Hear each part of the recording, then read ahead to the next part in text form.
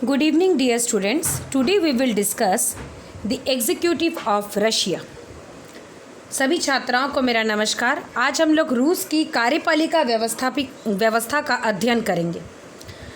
रूस को ऑफिशियली औपचारिक रूप से जो नाम दिया गया है वो है Russian federation, the Russian federation, रूसी संघ। इसका कैपिटल राजधानी मॉस्को में है और इसकी स्वतंत्रता यानी जब सोवियत संघ का पतन हुआ, डिसइंटीग्रेशन ऑफ यूएसएसआर, उस घटना के बाद जो न्यू रशिया यानी रशियन फेडरेशन एग्जिस्टेंस में आता है ऑन 12 जून 1990। ठीक है, 12 जून 1990 में नए रूस अस्तित्व में आता है। हिंदी मीडियम के स्टूडेंट्स इस बात का ध्यान रखिएगा, अधिकतर किताबों में सोवियत रूस के संविधान की चर्चा की गई है जिसमें प्रेसिडियम व्यवस्था के बारे में डिस्कशन हुआ है। आप लोग जो कंसल्ट कर सकते हैं, एक बार देख लीजिए कोई लेटेस्ट वर्जन की बुक में अगर रशिया पर हिंदी में मटेरियल हो तो ठीक है, अन्यथा मेरी पूरी कोशिश रहेगी कि मैं इस पीपीटी के माध्यम से आपको अधिक से अधिक हिंदी में ही समझाऊं और उसके आधार पर अपना मटेरियल प्रिपेयर करिए। एक बुक आपको रूस के संविधान पर डॉक्टर शिव बहादुर सिंह की बुक है, उसको आप लोग कंसल्ट कर सकते हैं, अन्यथा अधिकतर किताबों में सोवियत संघ पर ही चर्चा की गई है। तो इसलिए इस बात का ज़रूर ध्यान रखिए, आपको सिलेबस में रूसी संघ पढ़ना है जो कि 1990 के बाद के रूस के बारे में पढ़ना है, ना कि उससे पहले के सोवियत संघ, सोवियत रूस के बारे में पढ़ना है। वहाँ की जो शासन व्यवस्था है, type of government, presidential democracy. अब यहाँ बहुत इंपॉर्टेंट फैक्टर है, यहाँ पार्लियामेंट्री डेमोक्रेसी की बात नहीं की गई है। जनरली हम लोग पार्लियामेंट्री डेमोक्रेसी की चर्चा सुनते हैं यानी संसदीय प्रजातंत्र, लेकिन वहाँ क्या है, प्रेसिडेंशियल डेमोक्रेसी यानी राष्ट्रपतीय प्रजातंत्र। और इस वर्ड से ही क्लियर है कि राष्ट्रपति वहाँ एक कोर, एक धुरी के रूप में काम करता है और व्लादिमीर पुतिन का जिस तरह से वर्क कल्चर वहाँ डेवलप हो रहा है, जिस तरह से वो कंटिन्यूस टेन्योर अपना कंटिन्यू कर रहे हैं for last so many years, उससे ये चीज़ क्लियर हो जाती है कि कैसे वहाँ presidential democracy in practice work कर रही है। टाइप ऑफ स्टेट, वहाँ की जो राज्य की व्यवस्था है वो फेडरल स्ट्रक्चर है, संघीय शासन व्यवस्था है जिसमें 2 सेट्स ऑफ गवर्नमेंट है, one at central level, another at state level. तो स्टेट्स सारे जो फेडरल, क्योंकि जो सोवियत यूनियन का जो डिसइंटीग्रेशन हुआ था उसका रीज़न ही था कि जो यूनिट्स थे वो सेंट्रल गवर्नमेंट के डिसीजन से सेटिस्फाइड नहीं थे, उनके डिसीजंस उन पर इम्पोज कर दिए गए थे बिना उनके प्रॉपर कंसिडरेशन के। तो इसलिए भी वहाँ डिसइंटीग्रेशन का मूल कारण था कि जो यूनिट्स थे उन्होंने विद्रोह किया था। तो इसलिए बहुत ज़रूरी था उनके लिए कि जो नया रूसी संघ अस्तित्व में आ रहा है वहाँ सारे यूनिट्स को प्रॉपर उनका रिप्रेजेंटेशन होना चाहिए। तो वहाँ की जो फेडरल स्ट्रक्चर में इसकी पूरी कोशिश की गई कि यूनिट्स अपनी ऑटोनॉमी का प्रोटेक्ट करते हुए एग्जिस्टेंस में रहे। जो वहाँ का लेजिस्लेटिव सिस्टम है, विधायिका की जो व्यवस्था है वो बाई कैमरल पार्लियामेंट है यानी द्विसदनात्मक विधान मंडल की व्यवस्था वहाँ पर की गई है। ठीक है, एक स्टेट ड्यूमा है जो कि लोअर हाउस है और आपका फेडरल असेंबली आपके अपर हाउस की तरह फेडरल काउंसिल वर्क करता है और पूरा जो आपका पार्लियामेंट है वो फेडरल असेंबली के नाम से जाना जाता है। जो नया कॉन्स्टिट्यूशन अस्तित्व में आया, ये कॉन्स्टिट्यूशन 12 दिसंबर 1993 में अस्तित्व में आया है, यानी आपको 12 दिसंबर 1993 के न्यू कॉन्स्टिट्यूशन के अकॉर्डिंग सारे प्रोविजंस को पढ़ना है। आप लोग जो हम लोगों का ग्रुप बना है टीचिंग का, उसमें ये स्पेसिफाई कर दीजिएगा कि हिंदी में आपको रशिया पर मटेरियल्स कुछ तो मैंने आप लोगों को भेजा था, कुछ अब मिला है कि नहीं तो मैं आप लोगों को कुछ और मटेरियल उस ग्रुप में प्रोवाइड आपको कर दूंगी। जिसकी जहाँ जो दिक्कत हो रही है जिस टॉपिक को, आप उसमें पर्टिकुलर उन प्रश्नों को रखिए ग्रुप में कि जो यहाँ आपको जो टॉपिक पढ़ते हुए किसी चीज़ में दिक्कत हो रही है, या इंडिविजुअली भी आप मुझे व्हाट्सअप करके अपने प्रश्न पूछ सकते हैं। करंट जो यहाँ के प्रेसिडेंट है वो हैं व्लादिमीर पुतिन और ये 2018 में फिर से रीइलेक्ट हुए हैं और एक लंबा टेन्योर उनका चलता आ रहा है। ये सब लोग जानते होंगे, 2004 फिर 8 में जाकर फिर 12 में, फिर 12 के बाद उसके बाद अगेन 1806 कुछ चेंजेस किए गए, कुछ समय के लिए वो प्राइम मिनिस्टर बन गए, लेकिन फिर उनको प्रेसिडेंट के रूप में रीइलेक्ट किया गया। करंट प्राइम मिनिस्टर वहाँ के हैं मिखाइल मिशुस्तिन, जो कि जनवरी 2020 से कार्य कर रहे हैं। अब हम आते हैं उसके प्रॉपरली जो कार्यपालिका व्यवस्था है उसको समझने का प्रयास करते हैं। जो रशियन फेडरेशन है ये डेमोक्रेटिक प्रजातांत्रिक मूल्यों पर आधारित कार्य करती है और फेडरल स्टेट में यहाँ रिपब्लिकन फॉर्म ऑफ गवर्नमेंट को अडॉप्ट किया गया है। रिपब्लिकन यानी गणतंत्रात्मक शासन व्यवस्था, यानी जो राज्य का प्रमुख है यानी राष्ट्राध्यक्ष यानी राष्ट्रपति, उसका जनता द्वारा निर्वाचन होता है। वो वंशानुगत हेरिडिटरी हेड नहीं होता है जैसा कि यूनाइटेड किंगडम में व्यवस्था है। जितने भी सिटीजन्स हैं रशिया के, उनको पूरा राइट है कि वो कंट्री के लेजिस्लेचर, वहाँ की फेडरल असेंबली जो है वो लेजिस्लेचर के नाम है वहाँ की, और जो हेड ऑफ़ द स्टेट है, राज्य के प्रमुख है, राष्ट्रपति का चुनाव में भाग ले सकती है। उनका चुनाव में पूरी तरह से फ्री डेमोक्रेटिक इलेक्शंस होंगे, प्रजातांत्रिक चुनाव होंगे और उसमें सारी जनता स्वतंत्र रूप से भाग लेने का उनको अधिकार दिया गया है। जो रशियन स्टेट है वो एक फेडरेटिंग स्टेट है, मतलब वो संघीय व्यवस्था है और उस संघीय व्यवस्था में कई यूनिट्स काम कर रहे हैं। वहाँ लगभग 89 एंटिटीज़ हैं, मतलब 89 प्रकार की अलग अलग व्यवस्थाओं को वो एकजुट किया हुआ है, जिसमें 61 रिपब्लिक्स है, 21 गणतंत्र हैं, 6 टेरिटरीज़ है, 6 परिक्षेत्र हैं, 49 रीजन्स हैं, 2 सिटीज़ है फेडरल इम्पोर्टेंस के, और संघीय महत्व के 2 नगर हैं, और 10 ऑटोनोमस एरिया है, स्वायत्तशासी क्षेत्र हैं, और 1 ऑटोनोमस रीजन है, स्वायत्तशासी क्षेत्र भी रखा गया है। यानी जो इस तरह से कई तरह से इन एंटिटीज़ को रखते हुए वहाँ पर चुनाव की व्यवस्था की गई, और इसीलिए भी प्रेसिडेंशियल सिस्टम डेमोक्रेसी को अडॉप्ट किया गया है, ताकि वहाँ पर एक स्ट्रॉन्ग सिस्टम अडॉप्ट किया जाए। क्योंकि रशिया के साथ एक बहुत इंपॉर्टेंट फीचर है कि हमें वहाँ पे प्रेसिडेंशियल कम पार्लियामेंट्री सिस्टम का एक यूनिक कॉम्बिनेशन देखने को मिलता है। एक तरफ वहाँ प्रेसिडेंट को अमेरिका के सिस्टम की तरह काफ़ी पावरफुल रखा गया है, दूसरी तरफ वहाँ पर एग्जीक्यूटिव को रिस्पॉन्सिबल किया गया है स्टेट ड्यूमा के प्रति, ड्यूमा यानी वहाँ की लोअर हाउस के प्रति। यानी पार्लियामेंट्री गवर्नमेंट के जो अच्छे फीचर्स है कि एग्जीक्यूटिव रिस्पॉन्सिबल होगा, अकाउंटेबल होगा, उसको भी यहाँ इनकलकेट किया, सम्मिलित किया गया है। और साथ ही प्रेसिडेंट एक स्ट्रॉन्ग सरकार के लिए, राष्ट्रपति जो एक बहुत आवश्यक इकाई के रूप में काम करते हैं, उस व्यवस्था को भी इसमें सम्मिलित किया गया है। और प्रेसिडेंट के पास काफ़ी शक्तियाँ होती है राज्य के प्रमुख के रूप में, क्योंकि वो सभी जो सरकारी निकाय हैं उन सब के प्रमुख की भूमिका वो निभाता है। साथ ही संघीय संविधान को ठीक से पालन किया जाए, इस चीज़ को सुनिश्चित करने का काम भी राष्ट्रपति के द्वारा ही किया जाता है। और रशिया क्योंकि 1993 की कॉन्स्टिट्यूशन के आधार पर अब गठित हुई है, तो इसको हम इमर्जिंग डेमोक्रेटिक स्टेट कहेंगे कि ये एक उभरता हुआ प्रजातांत्रिक राष्ट्र है। तो इसीलिए यहाँ ये व्यवस्था की गई है कि जितने भी डेमोक्रेटिक जो प्रजातांत्रिक राज्यों के लिए जो आवश्यक तत्व हैं थे उनको सम्मिलित किया गया है। जैसे सभी को political rights, form of participation का, उनको सहभागिता का, जैसे भाषा की स्वतंत्रता, विचार अभिव्यक्ति की स्वतंत्रता, असेंबली संगठन बनाने की, प्रदर्शन करने की, प्रचार मार्च निकालने की, ये सारी स्वतंत्रता रूसी जनता को प्रदान की गई है। और इसका प्रयोग करके वो राज्य के आंतरिक मामलों को प्रभावित कर सकते हैं, नियमों को अपने अनुसार परिणत करने, उनमें परिवर्तन करने का कार्य भी रूसी जनता कर सकती है। और रशिया में मल्टी पार्टी सिस्टम है, ठीक है।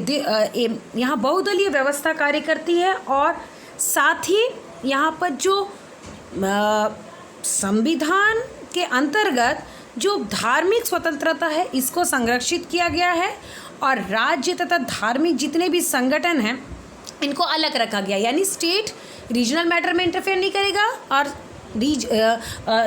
स्टेट रिलीजियस मैटर में इंटरफेयर नहीं करेगा, धार्मिक मामलों में इंटरफेयर नहीं करेगा, और धार्मिक संस्थाएं राज्य के मामलों में इंटरफेयर नहीं करेगी। तो वो सेपरेशन को प्रॉपरली स्पेसिफाई करके इसमें रखा गया है। जो रशिया का जो फेडरल स्ट्रक्चर है, जो संघीय राज्य है, इसमें जो सरकार है, ये इसका कार्य है कि ये न केवल मतलब वो एक पूरा राष्ट्रव्यापी निकाय की तरह काम कर रही है, बल्कि जितने भी गवर्नमेंट की बॉडीज़ काम कर रही है संघीय व्यवस्था के अंतर्गत, वहाँ पे जो अलग अलग स्ट्रक्चर है, अलग अलग जो फंक्शनल ऑर्गेनाइजेशन है, इन सबको मतलब समाहित करते हुए ये व्यवस्था काम कर रही है। यानी यहाँ पर हम देख सकते हैं कि जो गवर्नमेंट का फंक्शन है, ये पूरा राष्ट्रव्यापी फंक्शन वो करते हैं। यानी गवर्नमेंट बॉडी के रूप में जो कि मेंबर्स फेडरल स्ट्रक्चर में हैं, वो तो काम कर ही रहे हैं, साथ ही अलग अलग लेवल पर जो गवर्नमेंट काम कर रही है, अलग अलग स्ट्रक्चर पर जो काम कर रही है, उन सब के बीच एकजुटता और उन सब के कार्यों का निर्देशन करना, ये सारी चीज़ों पर एक का नियंत्रण बना रहता है ताकि सुचारू रूप से व्यवस्था का संचालन हो सके। अब उसके जो कॉन्स्टिट्यूशनल बॉडीज़ को देखें, बेसिकली ये क्योंकि हम लोग इंट्रोड्यूस हो रहे हैं रशियन सिस्टम से, इसलिए मैं एग्जीक्यूटिव में आप लोगों को उसका थोड़ा जो कैसा स्ट्रक्चर है, कैसा सिस्टम है, वो आपको बताने का प्रयास कर रही हूँ ताकि आप उसको डिटेल्स में समझिए। क्योंकि जब आप वहाँ के सिस्टम को आप समझ लेंगे कि कैसे वहाँ पर किस तरह का फॉर्म ऑफ गवर्नमेंट है, कैसे वहाँ स्ट्रक्चर काम करता है, तो फिर उसमें फिर एग्जीक्यूटिव की फंक्शन को समझना वो फिर कठिन नहीं रहेगा। इसलिए सबसे पहले ज़रूरी है, जब आप किसी सिस्टम से रूबरू हो रहे हैं, तो सबसे पहले उसके ओवरऑल जो ब्लूप्रिंट है वो आपका क्लियर होना चाहिए। तो रशिया की जो गवर्नमेंट है, वो उसमें कई फेडरल बॉडीज़ के अंतर्गत वो काम कर रही है। सबसे पहले जो प्रेसिडेंट है, वो हेड ऑफ़ द स्टेट का रोल प्ले करता है, और मैंने यहाँ प्राइम मिनिस्टर की चर्चा नहीं की है क्योंकि उसका बहुत इम्पॉर्टेंट रोल नहीं होता है, और प्राइम मिनिस्टर वहाँ पे हेड ऑफ़ द गवर्नमेंट का रोल प्ले करता है। फेडरल असेंबली जो है, यानी फेडरल असेंबली संघीय सभा जो है, वह वहाँ की व्यवस्थापिका होती है। उसके उच्च सदन को कहा जाता है फेडरल काउंसिल, फेडरेशन काउंसिल, संघीय परिषद, और निम्न सदन को कहा जाता है स्टेट ड्यूमा, यानी राज्य ड्यूमा। ये दोनों मिलकर वहाँ के लेजिस्लेचर यानी व्यवस्थापिका का निर्माण करती है। एडमिनिस्ट्रेशन का जो पूरा एग्जीक्यूटिव अथॉरिटी है, वो प्रशासनिक निकाय के रूप के एग्जीक्यूटिव काम करती है, और जुडिशियरी न्यायपालिका के अंतर्गत यहाँ 3 प्रकार के कोर्टों की व्यवस्था की गई है।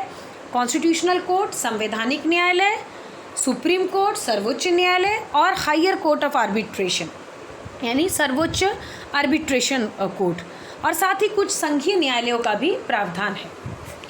अब हम आते हैं प्रेसिडेंट के कॉन्टेक्स्ट में, क्योंकि सबसे इम्पॉर्टेंट अगर रशियन एग्जीक्यूटिव में कोई है तो वो प्रेसिडेंट का फिगर है।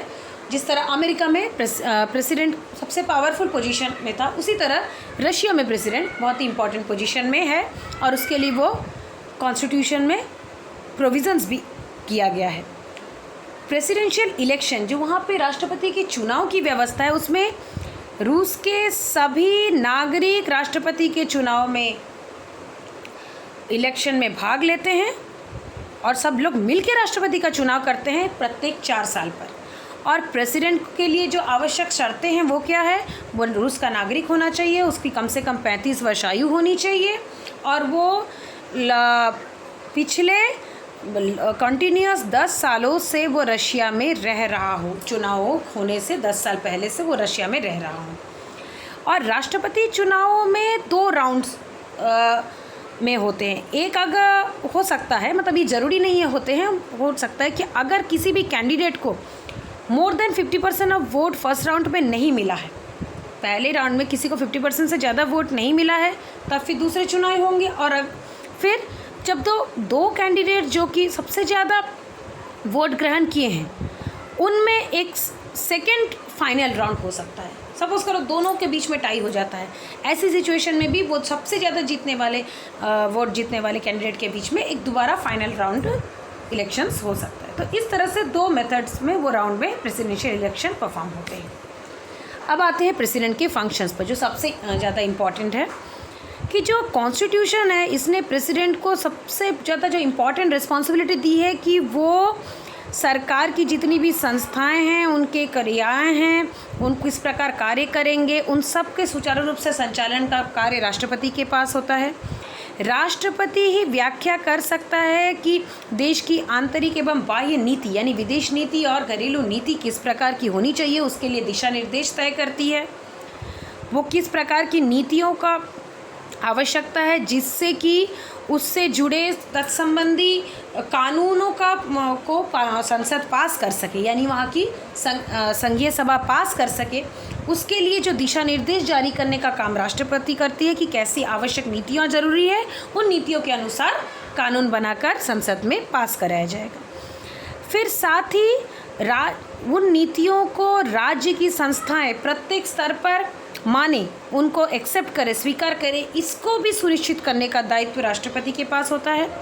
और संविधान में ये भी प्रावधान किया गया है कि राष्ट्रपति वहाँ पर संविधान के संरक्षक की भूमिका निभाता है और जितनी भी जनता है उनके जो अधिकार है, उनकी जो स्वतंत्रता है, उनके संरक्षण का काम भी एक तरह का संरक्षण का उत्तरदायित्व पूरी तरह राष्ट्रपति के ऊपर होता है।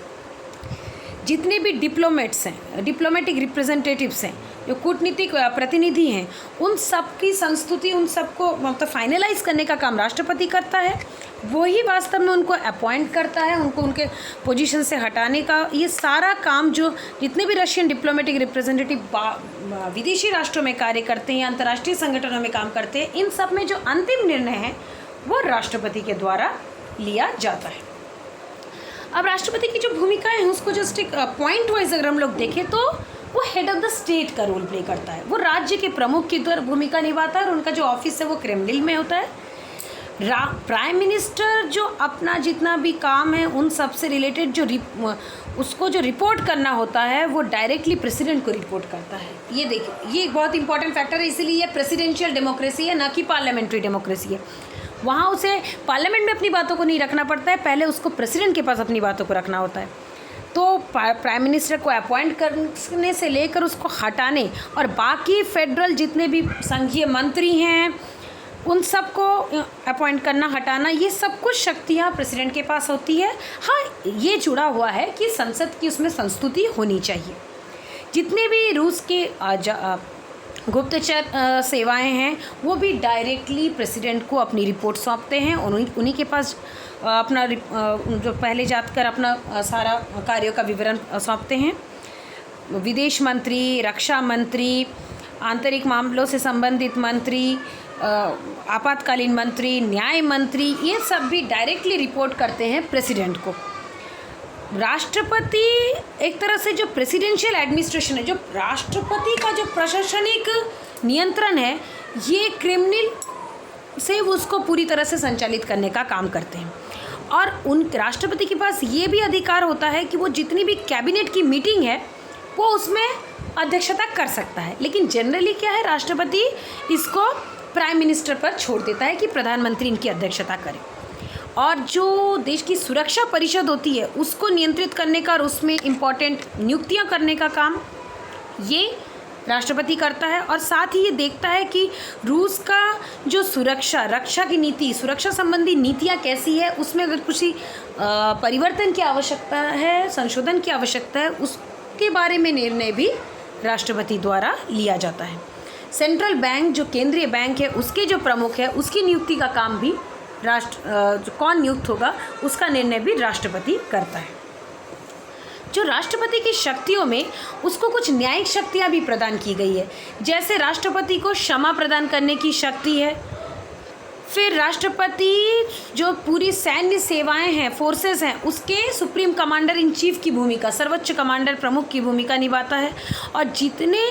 और उसको ये पूरी शक्ति है कि मिलिट्री फोर्सेस के जितने भी कमांडर हैं उन सब की नियुक्ति करने का अधिकार उनको है। और जो रूस की सैन्य नीति कैसी होगी इसकी संस्तुति का अधिकार भी राष्ट्रपति के पास है। राष्ट्रपति ये डिसाइड करता है कि देश में सैन्य कानून लागू होगा कि नहीं, लेकिन सैन्य कानून लागू करने से पहले ये बहुत आवश्यक है कि जो भी प्रावधान बनाया जाए वो देश की संघीय संवैधानिक कानून के प्रावधानों के अनुकूल हो, उसके विपरीत सैन्य कानून को, मिलिट्री लॉ को लागू न किया जाए।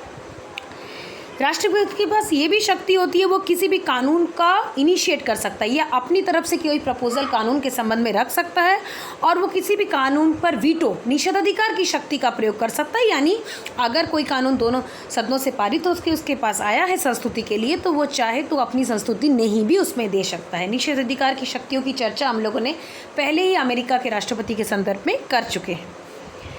राष्ट्रपति को ये भी जो शक्ति पहले हम लोग चर्चा किए हैं कि उसको प्रधानमंत्री को नियुक्त कर सकता है, लेकिन प्रधानमंत्री की नियुक्ति में उसको ड्यूमा की संस्तुति लेनी होती है, उसके कंसेंट से, उसके परामर्श से करता है। और कैसा स्ट्रक्चर होगा, कैसी संरचना होगी कार्यपालिका की, सरकार की, इसके बारे में भी वो डिसीजन लेता है, लेकिन उसको परामर्श इस मामले में प्रधानमंत्री प्रदान करता है, उसके बाद ही वो निर्णय लेता है। अब हम आते हैं प्रधानमंत्री के बारे में। प्रधानमंत्री के लिए कई जगह रशिया और चाइना के कॉन्टेक्स्ट में प्रीमियर शब्द का प्रयोग किया जाता है। तो प्रीमियर अगर आपको क्वेश्चन पेपर में पूछा जाता है तो आप इससे कंफ्यूज मत होइएगा। प्रीमियर, प्रधानमंत्री एक ही पोजीशन है। प्रधानमंत्री हेड, वो कैबिनेट के मंत्रियों के प्रमुख की भूमिका निभाता है। मतलब रशियन कॉन्टेक्स्ट में उसको हेड ऑफ द गवर्नमेंट भी नहीं कहना चाहिए, क्योंकि हेड ऑफ द गवर्नमेंट का वो उस तरह रोल नहीं प्ले करता है जितना कि प्रेसिडेंट करता है। तो कैबिनेट के जितने मंत्री हैं उनके प्रमुख होते हैं, और उनका ऑफिस मॉस्को के व्हाइट हाउस में होता है। और हो सकता है कभी प्रधानमंत्री को कार्यकारी राष्ट्रपति की भूमिका निभाना पड़े अगर राष्ट्रपति अक्षम हो जाता है या अपने दायित्व को निर्वहन करने में असफल रहता है। तो ऐसी स्थिति में रूस के संविधान के प्रावधानों के अनुसार प्रधानमंत्री के पास ये शक्ति होती है कि वो राष्ट्रपति की भूमिकाओं का निर्वहन करे। जितने भी नागरिक मामलों से संबंधित मंत्री हैं, जैसे कि शिक्षा मंत्री या स्वास्थ्य से संबंधी मंत्री, उन सबको रिपोर्ट करना होता है प्रधानमंत्री के पास पहले।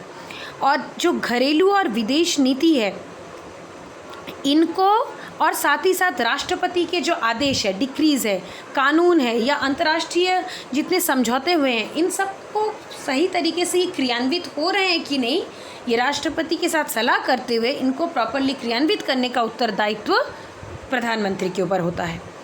एक तरह से वो देश की आर्थिक और मौद्रिक नीति के बीच में एक समन्वय, एक सुलह बनाए रखने का कोशिश करता है, और साथ ही वो जो संघीय संपत्ति है उसका किस प्रकार प्रबंधन किया जाए, उसका किस प्रकार प्रयोग किया जाए, इस संबंधी निर्णय भी प्रधानमंत्री के द्वारा किया जाता है। साथ ही गैस, इलेक्ट्रिसिटी, विद्युत और घरेलू यातायात, ट्रांसपोर्ट के संबंध में क्या प्राइजेस होने, किस तरह के इसके मानक मूल्य तय होंगे, इनको इन तत्संबंधी निर्णय प्रधानमंत्री द्वारा किए जाते हैं। देश की सामाजिक नीति, श्रमिकों से संबंधित नीति, आव्रजन से संबंधित नीति, माइग्रेशन, ठीक है, और फैमिली पॉलिसीज़, परिवार से संबंधित नीतियाँ, इन सब में नियंत्रण का कार्य, इन सब में डिसीजन मेकिंग काम प्रधानमंत्री के द्वारा किया जाता है। मतलब कुल मिलाकर ये चीज़ स्पष्ट हो रहा है कि जो इम्पॉर्टेंट डिसीजन मेकिंग का काम है वो राष्ट्रपति के लिए छोड़ दिया गया है, और जो थोड़े कम इम्पॉर्टेंट इश्यूज़ हैं उसमें डिसीजन बनाने का पावर प्रधानमंत्री को दिया गया है, और इसीलिए वहाँ प्रेसिडेंशियल डेमोक्रेसी इस तरह से काम करती है। अब आते हैं फेडरल एग्जीक्यूटिव का जो एडमिनिस्ट्रेशन है ये कैसे होता है। जो फेडरल एडमिनिस्ट्रेशन है, जो संघीय प्रशासन है, वो एक तरह से सुप्रीम एग्जीक्यूटिव बॉडी है, वो वहाँ की सर्वोच्च कार्यकारी निकाय की तरह काम करती है, और यही वास्तव में जितने भी सामाजिक आर्थिक परिवर्तन देश में होते हैं, रूपांतरण होते हैं, और किस प्रकार देश में आर्थिक नीतियों को लागू किया जाए, इन सब के निर्णयों को फाइनल यही संघीय कार्यपालिका में ही तय किया जाता है। जो प्रशासन का ही ये दायित्व है कि वो संघीय बजट का प्रारूप तैयार करे और उसका वो किस प्रकार से लागू किया गया है इसके संबंध में प्रतिवेदन तैयार करे और उसको राष्ट्रपति के समक्ष रखे। संघीय संपत्ति को किस प्रकार मैनेज, उसका प्रबंधन किया जाए। एक यूनिफॉर्म, एक रूपी वित्तीय साख एवं मौद्रिक नीति किस प्रकार निर्मित हो सके उसके संबंध में निर्णय लेना। फिर राज्य के समर्थन से, राज्य के सहयोग से सांस्कृतिक, विज्ञान एवं नागरिक सेवा के क्षेत्र में सुचारू रूप से सारे कार्यों का संपादन हो रहा है कि नहीं, इन सब की देखरेख संघीय कार्यपालिका के प्रशासनिक अंग द्वारा किया जाता है। जो संघीय सरकार की जो प्रमुख भूमिका होती है वो होती है संघीय कानूनों को लागू करना और उनका जो निरीक्षण करना कि वो सही तरीके से प्रत्येक प्रशासनिक निकाय अपने कार्यों में, अपने कार्य पद्धति में उनका प्रयोग कर रही है कि नहीं, ये भी संघीय कार्यपालिका का प्रशासन इसकी देखरेख करता है। कहीं ना कहीं ये इसके पास ये भी शक्ति होती है कि वो ऐसे सारे नियमन कानूनों को स्वीकृत करे जिससे कि सामरिक और जो लोक प्रशासन से संबंधित जो तात्कालिक मुद्दे हैं उनके मामले में नियमों का निर्माण किया जाए, उनका प्रबंधन किया जाए और साथ ही सही तरीके से कोई लेजिस्लेटिव इनिशिएटिव लिया जा सके। यानी कोई अगर आवश्यकता पड़ रही है लोक प्रशासन के सही संचालन के लिए या कोई सामरिक जो विषम परिस्थितियां उत्पन्न हुई है उसमें सामरिक नीति में कुछ परिवर्तन करने की आवश्यकता है, तो ऐसी स्थिति में तत्संबंधी अगर विधायिका में कोई नया प्रारंभक, कोई नए कानून को रखना की आवश्यकता होती है तो उसके बारे में भी निर्णय लेने का कार्य संघीय कार्यपालिका की प्रशासन द्वारा किया जाता है।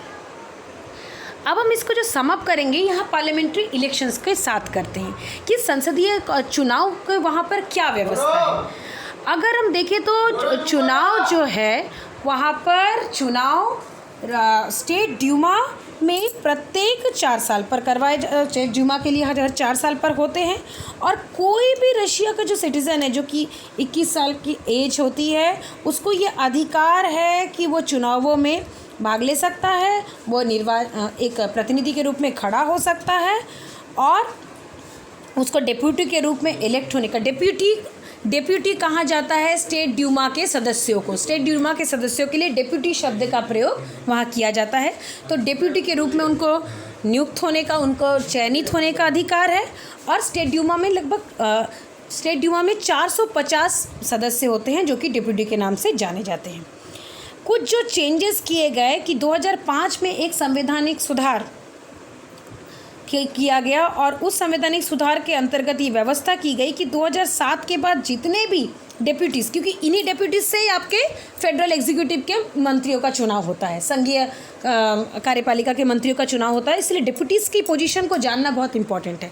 तो इन डेप्यूटीज़ का जो इलेक्शन है ये प्रोपोर्शनल सिस्टम से होता है, आनुपातिक प्रणाली के आधार पर किया जाता है ताकि हर क्षेत्र का उचित प्रतिनिधित्व मिल सके, ड्यूमा में कोई क्षेत्र या राज्य वंचित ना रह जाए।